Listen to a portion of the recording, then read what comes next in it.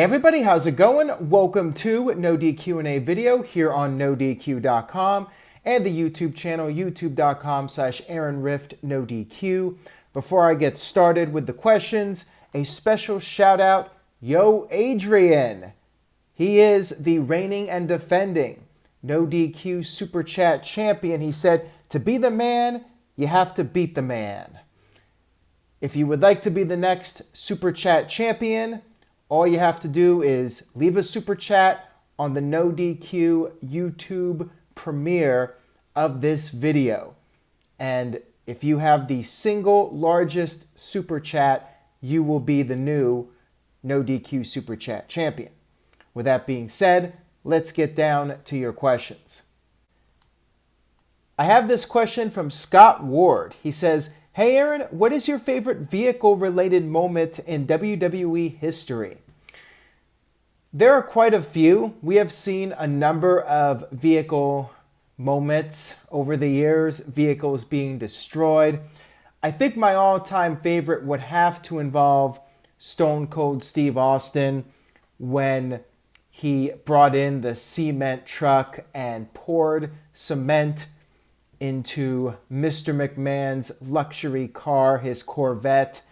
Vince very upset about this, and of course the car filling up with cement and then the windows breaking. That to me was a classic.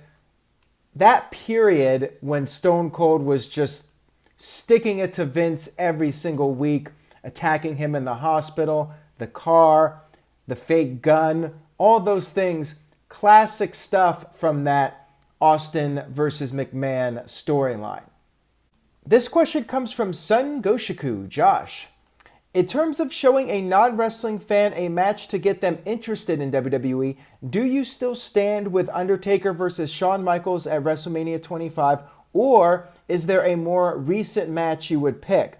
As always, you said going too far back sets expectations too high for today's product. That is very true, because if you show a fan a classic match, they might tune into current WWE and be like, well, yeah, the wrestling's good, but these characters are not nearly as interesting as they were from back in the day.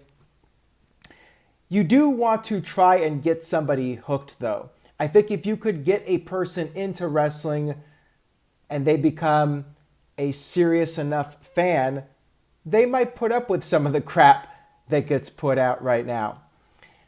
I would definitely show Shawn Michaels and Undertaker from WrestleMania 25. I would show my all-time personal favorite, Steve Austin versus Bret Hart. But you do want to be careful, because if you start showing all these crazy matches, like, for instance, TLC at WrestleMania 17, that person might think every match is that crazy when it's really not. But if you could show somebody a good, fundamentally sound wrestling match and show the art form at its best, you could potentially hook them and they might become loyal fans that will watch regardless of how good or bad the current product is. They might become one of us, where they just keep watching and they hope it gets better, and it never really does. This question comes from Daza 20,006. Hey Aaron, for you, which era, the Attitude Era or Ruthless Aggression Era, had the best wrestling and the best lineup of wrestlers, or is it a different era? Good question there, and it does tie into Josh's question about what era you might want to recommend to somebody to get them into wrestling. The Ruthless Aggression Era had its ups and downs, and the Attitude Era did too. To me, the peak of wrestling, not just popularity-wise, but the quality of the product, probably the late Attitude Era. I'm talking about early 2000, when you had some very interesting storylines. You had these larger-than-life characters. The Rock was on fire. Triple H was on fire. And you had all these new talents coming in from WCW, the Radicals. Jericho was there making his name. Kurt Angle was on the rise. It was just such a fun period to be a fan. Too Cool was doing their thing. That early 2000 period was probably the strongest period in WWE history when you look at all the different aspects of it. You check all the boxes. That to me was the peak. And then SmackDown 2002, late 2002 into 2003, when Paul Heyman was in charge. Some people consider that to be the glory period of SmackDown. You had Los Guerreros doing their thing, Brock Lesnar, Kurt Angle. That was a hot period for SmackDown. That's another era that you could watch and show to somebody who was not interested in wrestling, and you just might get them hooked. But I would say start off with that early 2000 period. You can put on the Royal Rumble pay-per-view and No Mercy, WrestleMania, Backlash was great. Some of the Raws were very entertaining from that period as well. This question comes from Matt. Hello, Aaron. What do you think about the Giant first joining the NWO in the fall of 1996, only to be kicked out of the group a couple of months later? Have a great summer week with your family and friends. Likewise to you, Matt.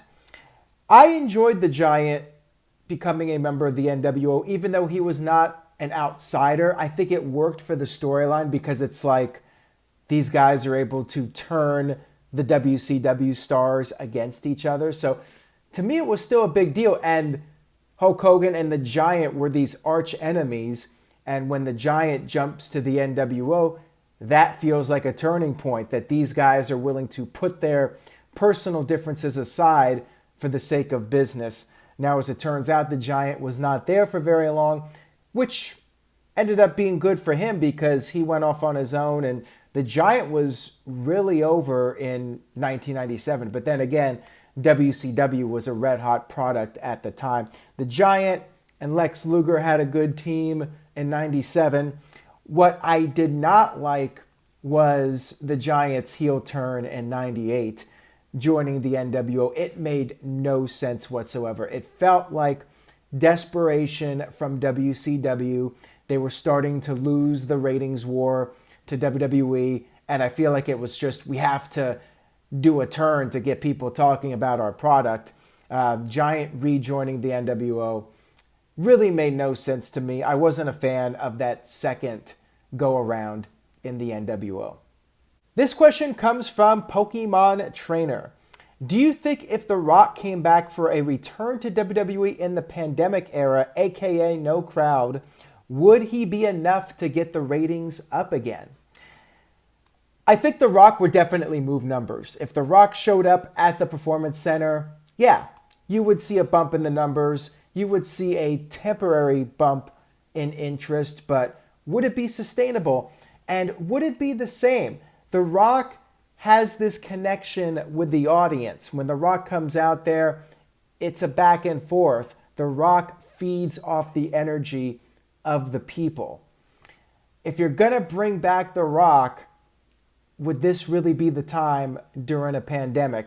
I would think for WWE to do that, they would have to be really desperate. I think you can get the most out of The Rock by him coming out and interacting with the crowd and having that magic moment take place. The Rock without a crowd, to me, just seems a bit off. But yeah, to answer your question, I do think The Rock would help, at least to some degree. It's not like WWE's going to double their audience if The Rock returned. However, we can see from looking at past numbers, he moves numbers. That first Friday night SmackDown on Fox, built around The Rock showing up, that show did huge numbers, and I think a lot of that was due to The Rock. Not because WWE was moving to Fox, I think because The Rock was making a rare appearance. And of course, one appearance would be a big deal, but then if The Rock started showing up regularly, it would not be as impactful. But yes, one time coming back, pandemic era, WWE could get themselves up from that sub 2 million viewer mark. This question comes from Eric Cruz. In your opinion, what was the best era of The Undertaker's career? pre or post 2004? Man, that's a tough one to answer because The Undertaker was so iconic during that first decade, yet I think Undertaker had better matches in the later part of his career. That one's really tough. I might go early because what brought The Undertaker to the dance was the original incarnation of the character. And you had some great Undertaker matches during that first part of his career. You had that Hell in a Cell match with Shawn Michaels. He had some really solid matches with Bret Hart. Highway to Hell, Steve Austin, SummerSlam. Undertaker had some great matches during that first period. And you had the American Badass. So I think I would go with that period. From 2004 on, it was the Dead Man. It was that version of The Undertaker for the most part. But I would say Undertaker had a really hot streak between 2007 and 2009. Some really great matches and WrestleMania moments. Of course, Batista, Edge, Shawn Michaels.